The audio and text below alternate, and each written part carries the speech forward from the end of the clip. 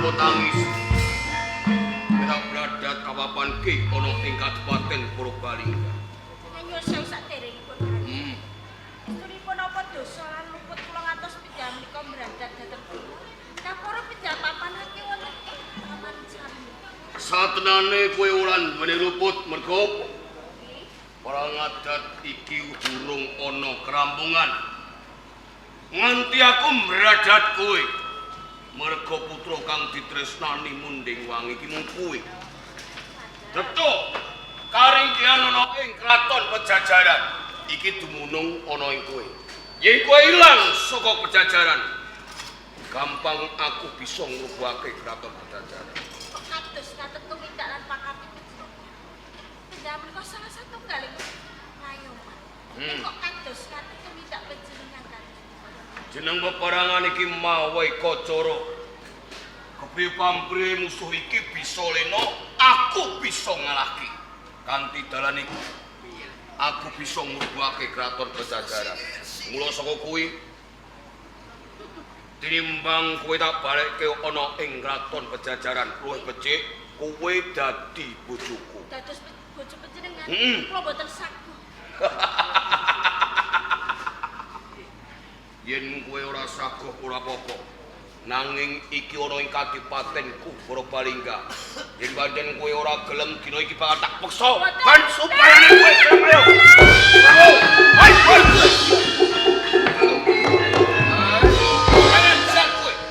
Sapa kowe? Raden Sanjoko. Sanjoko putra Patih Pajajaran. Tak jaluk. Jaluk betul. Saya bolo Sang Prabu Budiwa. Yen pancen kowe bisa ngalahke aku kena kowe paling ajak.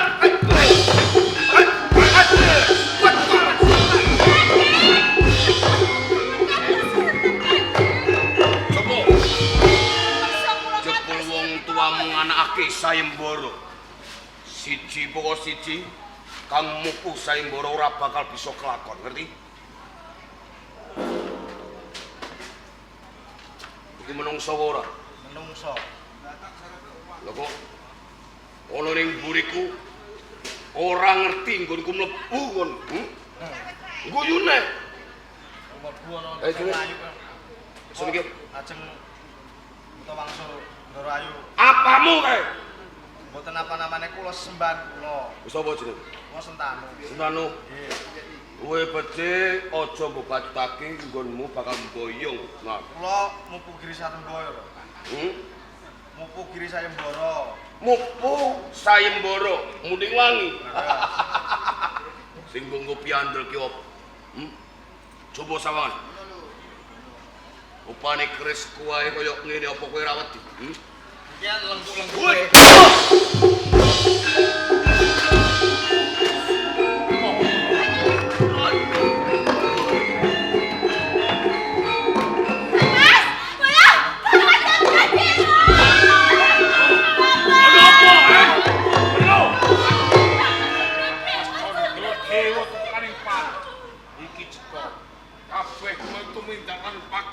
Pajajaran. Tak sangka.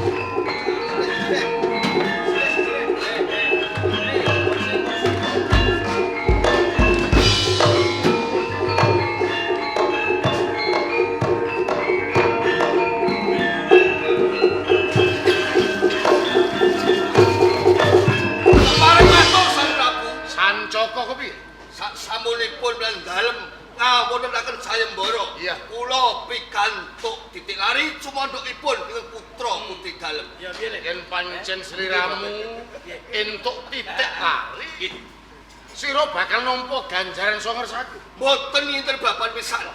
Mboten leres aturipun Rama. Wah, lha kepiye? Pancen sing nyolong Adipati Candra Dewa saking Purbalingga. Lho Rama kuwi dukun. Nggih, kados duwun watak kula, Pak. Kula mlebu teng Purbalingga, ketemu Candra Dewa, kula genjot. Glosor. Candradewa mati. Mboten. Lah sing glosor sapa? Kula. Petundang. Kaya kodho arep ngendhok iki. Kula kalah. Ayo kalah wae kok umuk. Saka rumangsaku bisa ngundurake putraku Retna. Nyuwun pangapunten Sang Prabu. Kula Kang Suwan Rama. Kang Suwan Retna,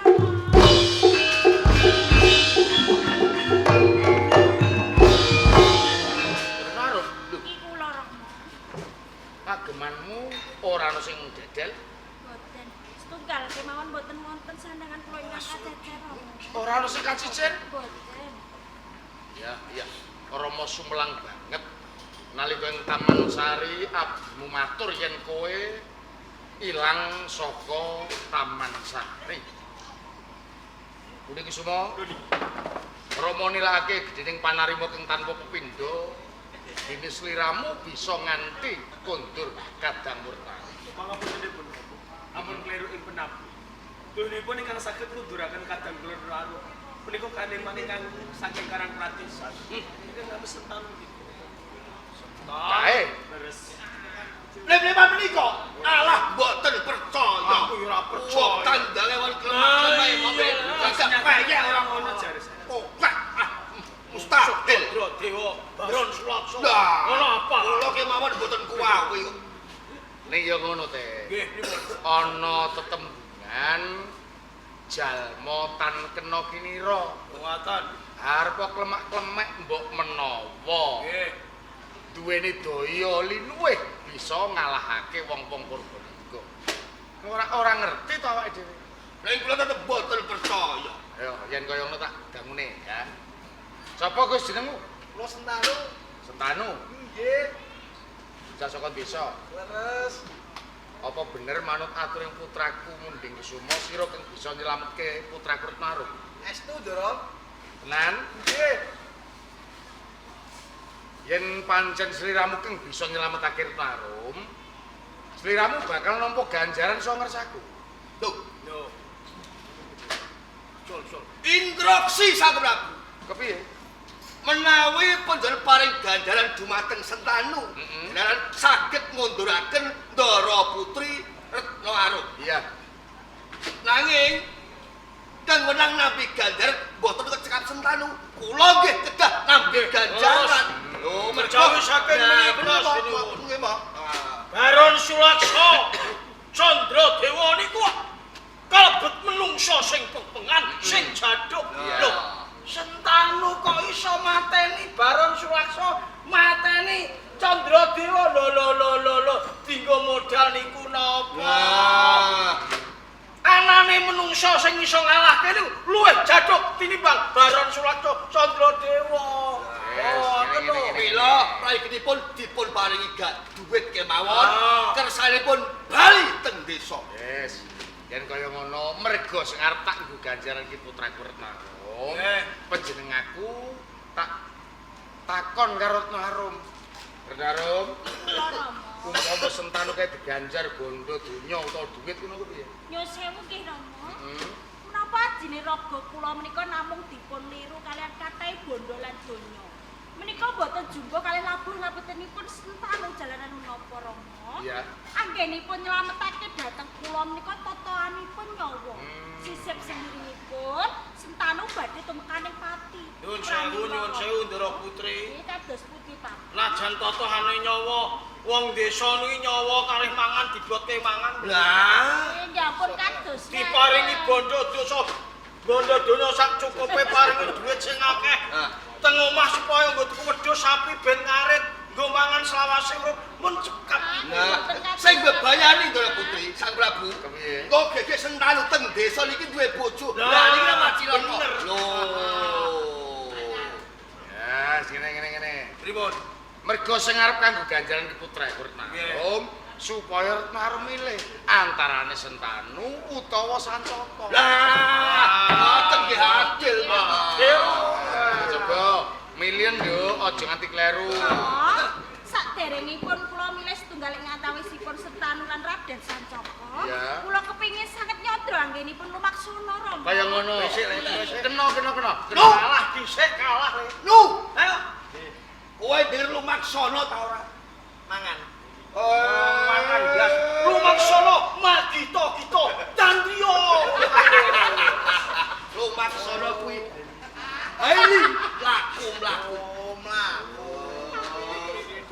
iku balane mesir sok sarungan. Kowe sik le. Kowe sik. Lho iya. Sik kalah. Kowe kalah ngisi-ngisi wae. Ngopo? Kepleset po. Oh, ora kesleo. Mboten. Lah niki upane wae. Lah iya wis sing ati-ati digagah-gagahno le. Pun pojokan iki.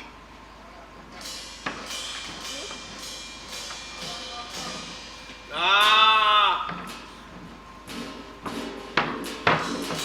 Hai nggih mau nggih.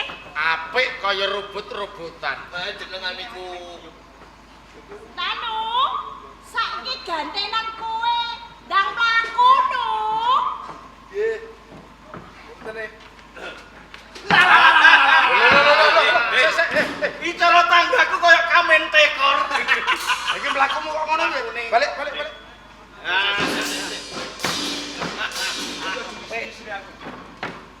Mlaku memplang nalika kowe ketemu sepisan karo aku ora koyo ngene iki. Kula wonten sing ngangkon. Sapa sing ngakon? Sapa? Jajal. Ngendi menungsane sing kokon? Sing perintah kuwi sapa? Aku Awake perintah kados gajah duduk kau lho. Sapa? ora enak. Awake kados gajah duduk. Lah nek kok bocah e. Lah kowe iki kok malah Wah, nuwun sewu. jane karepmu kepiye? Diwene apa dikongkon mlaku? 100 iki. Kumel pisan. Lah nek aku nggih awet sore. Ayo mlaku sing. Ayo jajal mlaku sing apik. Namun ame tendera. He, janji nih. Salah pun konangan kok. Gagah tenan le. Kalau kowe kalah gagah. Gagah nggih mau nggih. Ya. Pramila pareng kula milih nggih mau. Milih aja nganti kleru. Ah, Pilih. Nggih, Dara Putri. Kapan kok dados karo panjenengan? Tantang gesang kula menika badhe mulya Kristen kaliyan kula menawi dados bojonipun Sentanu. Cocok. Dasare bocah saka desa. Kesa. Rupane wae ana. Mangane. Mangane sedone. Ya. Rupane wae kroso. Aku arep bocah kroso ora sudi. Sentanu. Ya, apa tanu? Ora iki sing tak pilih dadi garwaku. Boten sanes nggih. Sanco.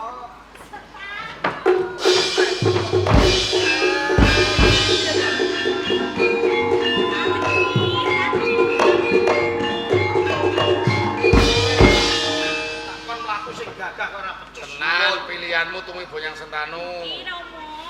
Ora getun besok. Boten. Yen kaya ngono. Jak manjane taman ngiras pantes gladi wano. Lan salin busana ya. Ngaten mo. Nek kakak Sentanu aku kesel kok rene. Nah terus Delok gitu. gendong oke.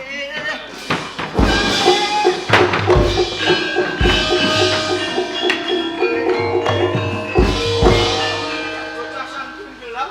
Ndek semua. Kaya sono kerampungan bubar ke pisan. Wis lah kendhawu.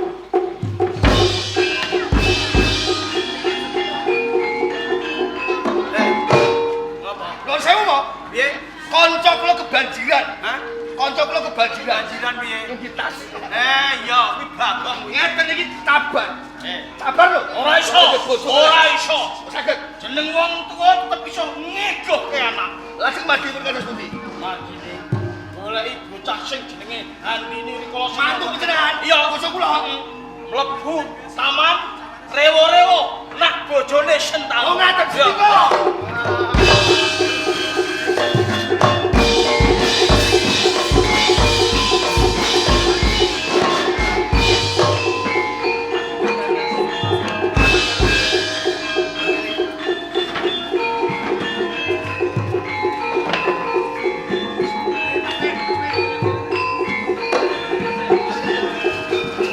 Yuk, mantuku sing ayu dhewe mantuku sing dhewe. Ah, ora tresno tenan kawan anakku Sincan Coko sing ganteng ke bagus dewa. Nggih tresno wong genah ngantos ngaten. Lah yo ngantos mlembung wetengmu. Kok mlembung pripun to? Ngene lho. Nek kowe nyoto tresno kelawan Sancaka putraku, Nggih. iki ana gawean. Dibuktekne tresna tenan lan orane. Napa niku Rama? Temekana Taman Pamardi Putri ing Pejajaran, Nggih. kowe goleki menungsa utawa pawongan kang aran Sentanu. Sentanu. Ngaku-ngaku nek metengmu kuwi karana sangka Sentanu ditinggal lunga golek gawean terus saiki manggon ing kutha Pejajaran. Nah tegese kowe ngaku Bojone Sentanu. Lah nek kowe mau tak pegat. Nah. Repot ta? Pegat. Dari kowe gelem apa ta? Dari kowe, Duk. Gelem ora? Nek dipegat pripun nggih nggih kula saged. Iya. Nggih kula saged. Ya saiki ndang tindakke. Lagi. Iya, ndang tau. Ayo.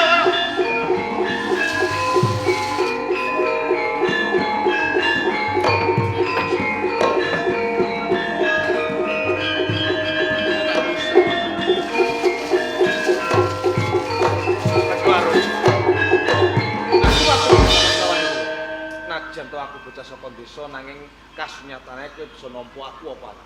Senajan to sampean ki wong saka desa, nek nyatane tresnaku karo sampean yo lae tulus sing batin kok Kakang Stan. Ora ngapusi tenan. Tak jaluk aja nganti mbenjani janjine. Lamun tono bagus luwih saka aku ning atimu kudune mung aku. Tresnaku iki mung mligi kanggo sampeyan kok Kakang bakal tak perang karo manang. Matur nuwun, Mbak.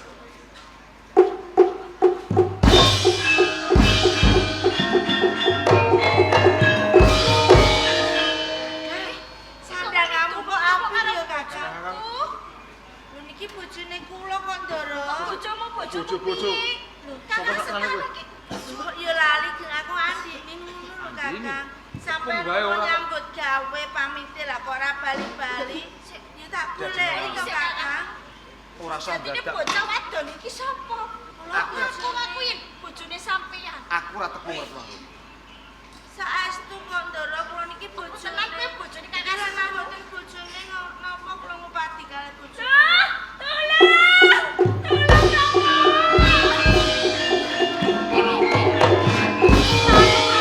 Sentanu kenapa? Tarum niku sampun wonten ngapusi dhateng kula. Ngapusi nggon ngendi? Wonten ing Karang Pradesan Sentanu menika sampun gadhahi bojo. Lah, Kawula bojonipun sampun bobot kok.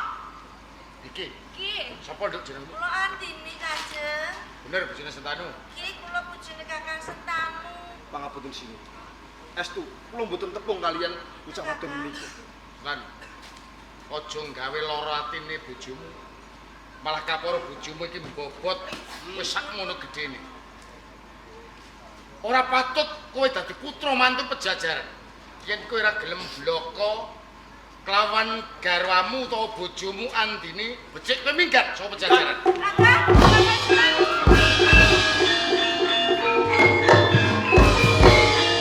Biak-biak amuk-amuk surung loto joyong loto. Munding wangi rungokke iki suarane Resi Baron Silakso. Yen kowe manusa sing jaduk tak neni ing jabaning Pejajaran.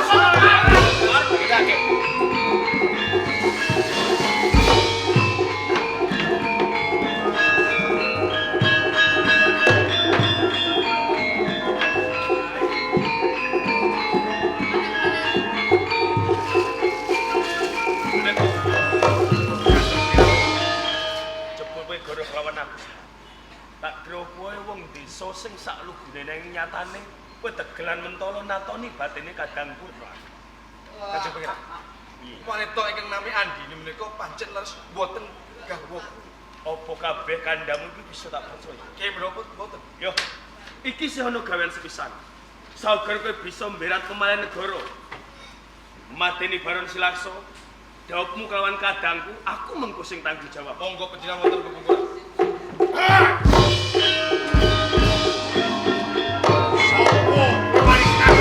Minangka senopati saka Pejajaran. Senopati saka Baron Pejajaran. Silakso. Luwih becik wis sumingkir apen ketemu karo Munding Wangi. Aku minangka senopati kudu bisa mbiyak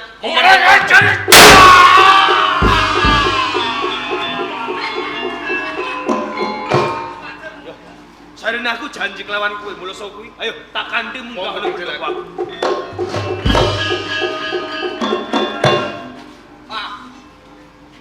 Harus ora ketok gulune tak suwari ke pejajaran kanggo bukti lho.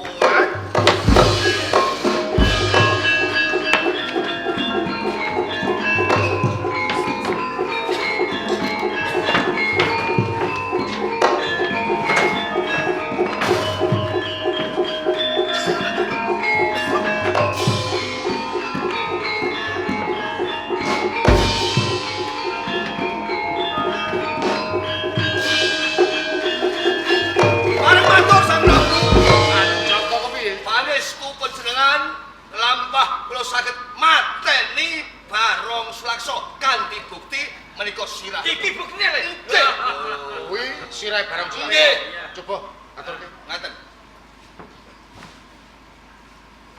Jaduk tenan. Oh, anake sop. Lah iya. Iya. Iki bener sirahe barang Slaksa. Nggih. Dadi kuwi ganjaran bakal ndak pasrahke marang jeneng sira wujude putraku Marum. Matur nuwun.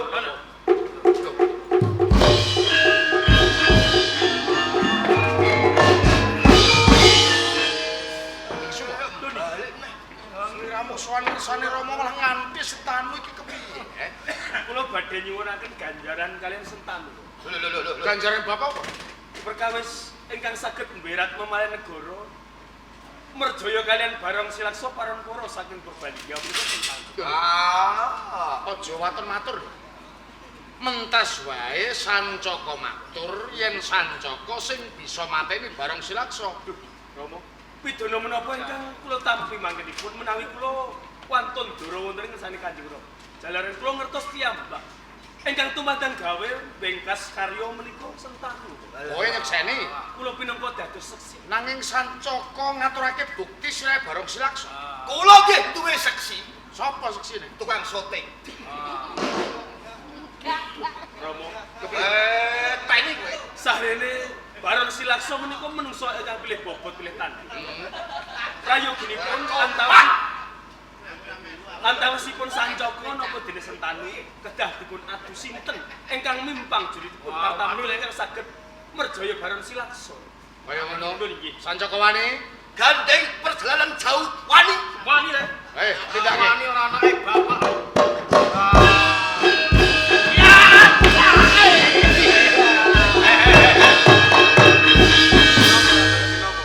Ya arep ngiwangi anakku sing bagus. Kula kaya mo. Malah keyok.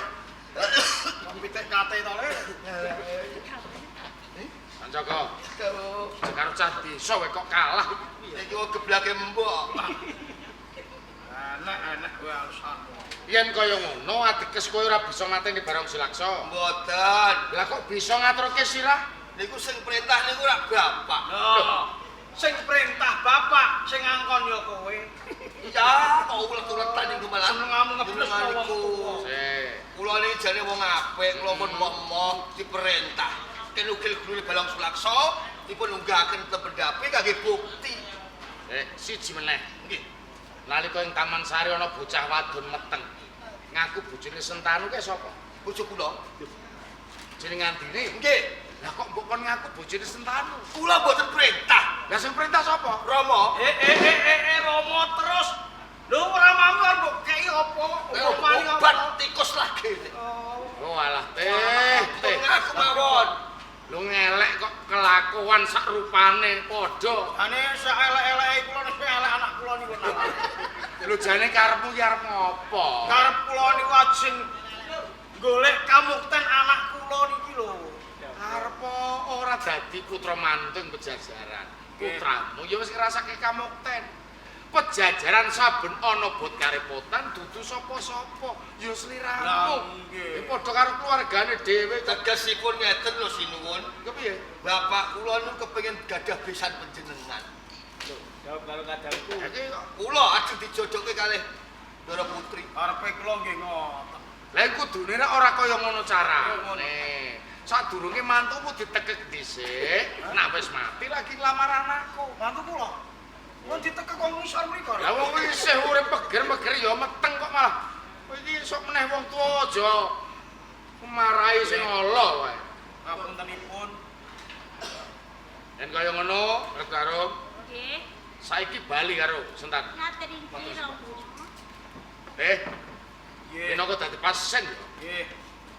Sawise tentrem ing praja Pajajaran, aku bakal lereh ke Prabon.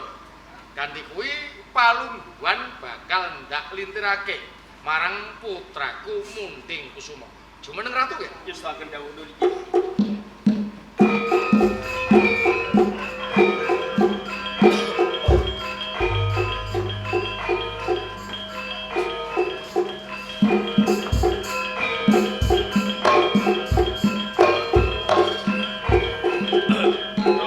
Ya. Mugia sedaya dados paseksen. Sasampunipun kula kalenggahaken pinangka ratu wonten ing kraton Pajajaran. Kula badhe ngangge gelar Prabu Anom Munding Kusuma. Pangetan sampun